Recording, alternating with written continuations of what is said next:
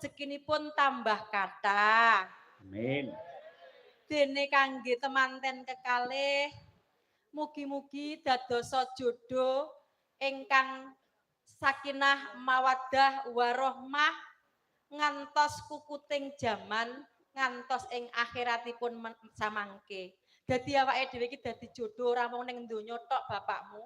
Nek iso engko dhewe awake ning akhirat kono ya ketemu.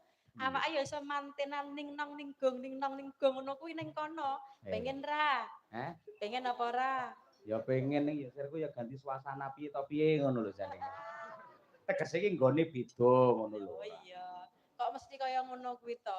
Mbok sampean iki sekali-kali nyenengke aku ngono lho. Yen aku ngejak ngomong rembukan sing sae jenengan mbok yo nanggapi ngono lho, Pak. Pancen aku yo menyadari saiki awakku yo wis tuwek, manak papat kuwi yo wis beda karo mbiyen.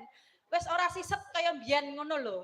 Mboten ngoten. Kula niku jenenge bojone dhewe kok dilem nek kurang patut. Nek jenengan pancen ngersake nggih. Bu Kesi piyayang ngatahi wis sepuh parandene si ayune kaya ngono, suarane si apik kaya ngono, bodine si kaya ngono. Ngelem kaya ngono nek ora pantes Bu Kesi. Aku ngelem karo sampeyan iki sarana tumindak lan pakarti ora kok ngangge pangucap. Lah ngono kuwi. Apike kaya ngono yen wong lanang kon omong aku cinta padamu, Dik. Lah ditakoki wong wedok, "Piye Mas, kowe cek ora karo aku?" Bingung. Mulai anggere kanthi tumindak dijak dolan, dijak neng ndi, dijak mangan, ditresnani, cukup dengan tindakan itu sudah membuktikan bahwa seorang laki-laki mencintai, ngono kuwi. Alhamdulillah, wis seneng aku lek ngono. Heeh, pancen niatku gen seneng sampean. Nggih. Nggih matur nuwun ya Pak, muga-muga senadyan to sampean sok dadi dalang kondang, regane larang, aja lali karo aku ya Pak. Ning mergo ngene lho Pak, wong ki yen wis kondang, adate ya yen dalang kuwi umume lho ya.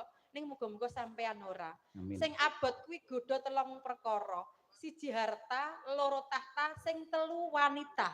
Apa kuwi? Wong Baleni wedok nek. ayu, siji harta, loro tahta, ping telu wanita. Oh, kuwi. Yen cara Jawa ya dhuwit, dingklik karo teman wanita sing apik dudu bojone. Ha ngono kuwi. Lah iya. Lah wong aku dhewe iki lho Pak, mbok eling ning Ponorogo kaya wingi. Lagi wae ngelem-ngelem aku. Ning Ponorogo wingi bengi lho, iki penonton streaming mesti preso kabeh.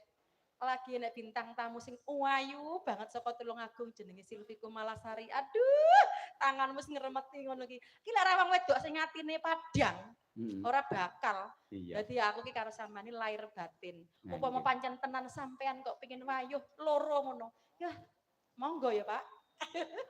Monggomu modele karo atine keteke panas ngono modele. Iki lho Pak Eladen iki monggo.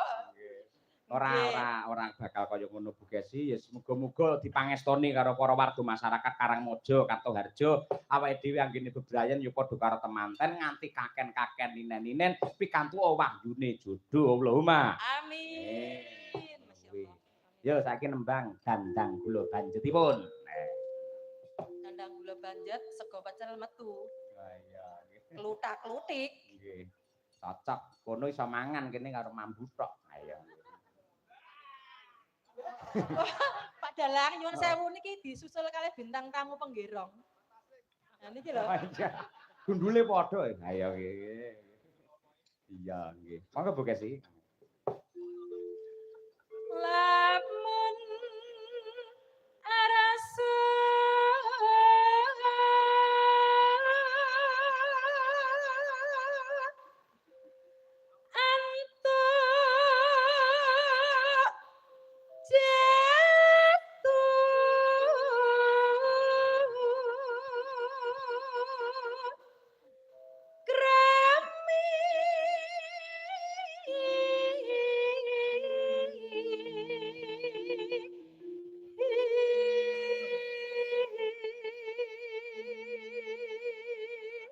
Lamun arsa antuk jatuh krami ketika akan mendapatkan suami atau istri atau pasangan. Pripun Bu Kesi?